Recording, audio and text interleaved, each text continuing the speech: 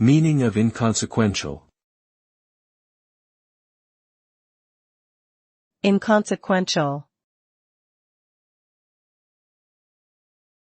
Inconsequential. Inconsequential.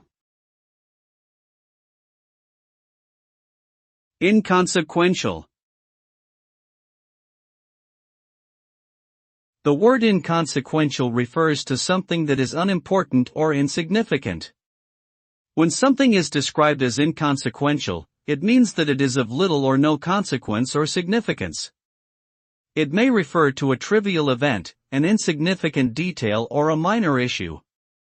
In general, when someone calls a thing or situation inconsequential, they are indicating that it doesn't matter much in the grand scheme of things.